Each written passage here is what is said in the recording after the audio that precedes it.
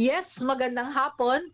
May 30 ng cabinet secretaries na ang nagpahayag ng kanilang kahandaan na magsumiti ng courtesy resignation habang ang iba naman ay nagsumiti na ng kanilang resignation. Bilang tugon sa panawagan ng Pangulong Ferdinand Marcos Jr. na magsumiti ang mga ito ng kanilang courtesy resignations. Ito ay sina Department of Transportation Secretary Vince Dizon, Department of Social Welfare and Development Secretary Rex Gatchalian, Department of Interior and Local Government Secretary John Vic Remulla, Metropolitan Manila Development Authority Chair Romando Ardes, Department of Tourism Secretary Cristina Frasco, Department of Budget and Management Secretary Amena Pangandaman, Department of Finance Secretary Ralph Recto, Solicitor General Bernardo Guevara, Department of Migrant Workers Secretary Hans Leo Kakdak, Department of Information and Communications Technology Secretary Henry Aguda, Department of Justice Secretary Jesus Crispin Remulla, Presidential Communications Office Secretary J. Ruiz, Department of Agriculture Secretary Francisco Tiu Laurel Jr., Department of Labor and Employment Secretary Benvenido Laguesma, Technical Education and Skills Development Authority Director General Jose Benitez, the Department of Economy Planning and Development Secretary Arsenio Balisacan, Presidential Advisor for Investment and Economic Affairs Secretary Frederick Go, Executive Secretary Lucas Bersamin, Department of Agrarian Reform Secretary Condrado Estrella III, Department of Energy Secretary Rafael Lotilla, Department of Education Secretary Sani Angara, Department of Environment and Natural Resources Secretary Maria Antonia Yulo Loizaga, Department of Science and Technology Secretary Renato Solidum, Department of National Defense Secretary Gilbert Teodoro, National Security Advisor Secretary Eduardo Ano, Department of Trade and Industry Secretary Cristina Aldeguer Roque, Department of Foreign Affairs Secretary Enrique Manalo, Commission on Filipinos Overseas, CFO Secretary Dante Ang III, Presidential Legislative Liaison Officer Chief Mark Mendoza, and Anti-Red Tape Authority Director General Ernesto Perez. Sa katunayan, sinabi ni DBM Secretary Amena Mina F. Pangandaman, I will submit my resignation. We all serve at the pleasure of the President. I support all of his decisions, knowing that they are always made with the best interests of the Filipino people in mind. We stand firmly with the President as he steers the nation and our economy forward with integrity, transparency, courage, and compassion. Sabi pa ng kalihim. Para naman kay DMW Secretary Kakdak, as a member of the President's official family, I am always subject to the control and the work under the trust and confidence of His Excellency. I therefore humbly heed the call for courtesy resignation, which I shall submit immediately today. Sinabi naman ni Soljan General na all members of the cabinet serve at the pleasure of the President. Dagdag na pahayag pa ni Soljan na the President needs all the leeway to move the country forward, including shuffling his cabinet lieutenants. Like everyone else, the Soljan will tender his courtesy resignation as directed. Naglitanya naman si Finance Secretary Recto at nagpahayag na suportado nito ang direktiba ng Pangulong Marcos na magsumiti sila ng kani-kanilang courtesy resignations.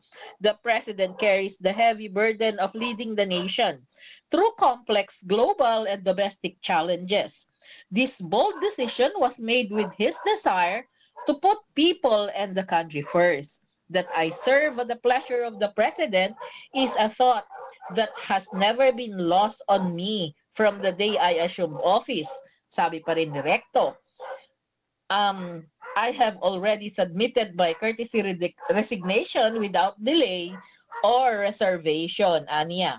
Para naman kay Aguda, President Ferdinand R. Marcos Jr.'s directive urging all cabinet secretaries to submit their courtesy resignations underscores his firm commitment to fast-track projects that uplift the lives of the Filipinos. We stand by the President and serve at his pleasure. We will continue to work to deliver his mandate for the Filipino people, anito. Winika naman ni DOLE Secretary Laguesma na a cabinet secretary serves for as long as he or she enjoys the full trust and confidence of the appointing authority. The President, thus, it is well within the plenary authority of the President to require that courtesy resignation be handed over by his cabinet. As ordered and to afford the President a free hand, I will most respectfully comply. Thank you, Anya. Tinuran naman ni DA Secretary Tio Laurel na yes, of course, ako pa, hehehe.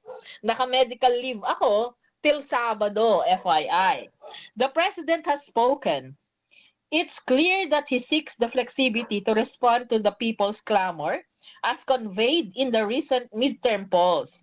As members of his official family, we are called to support his efforts to recalibrate and move forward with renewed focus. I have submitted my courtesy resignation and now leave it to the President's good judgment to determine whether I shall continue to be part of his team as he advances his vision for the country, sabi pa ng kalihim. In the meantime, I will continue to serve the Department of Agriculture and its stakeholders to the best of my abilities, sabi niya. I remain guided by a commitment to public service and the greater good of the Filipino people. Dagdag pa nito. Nagsumiti naman ng kanyang courtesy resignation na rin si DSWD Secretary Gatchalian. Sa katunayan, nakasaad sa resignation letter nito ay, in faithful adherence to the directive of the President, please accept this letter of formal notice of my resignation from my position as Secretary of the Department of Social Welfare and Development, effective immediately. Thank you for giving me the opportunity to work with you in this position for 2 years and 3 months. I deeply appreciate the trust and confidence that was bestowed upon me and have served the people under this administration. Again, allow me to thank you for the opportunity of serving our Filipino people. Sa kabilang dako naman, sinabi ni DEP Secretary Balisacan na I serve as DEP Development Secretary at the pleasure of the President. If deemed necessary, I stand ready to hand over the leadership to someone the President believes can better drive our nation's development goals. Sinabi naman ni DOTR Secretary Dizon na in line with the President's directive to realign government with the people's expectations and ensure faster and more focused action to address their most pressing needs, Transportation Secretary Vince Dizon submits his courtesy resignation saying, we serve at the pleasure of the President and of the people. Samantala, nakasaad naman sa resignation letter ni Executive Secretary Lucas Bersamin na I hereby respectfully tender my courtesy resignation as Executive Secretary, Office of the President, upon your acceptance. The undersigned will immediately begin the process of turning over in an orderly manner all the matters pending in my office. It has been an honor to be a member of your cabinet, Mr. President.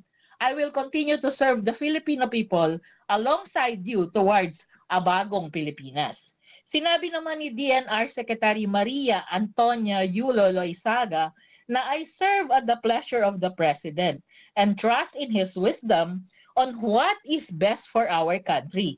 I will respectfully tender my courtesy resignation as Secretary of the Department of Environment and Natural Resources.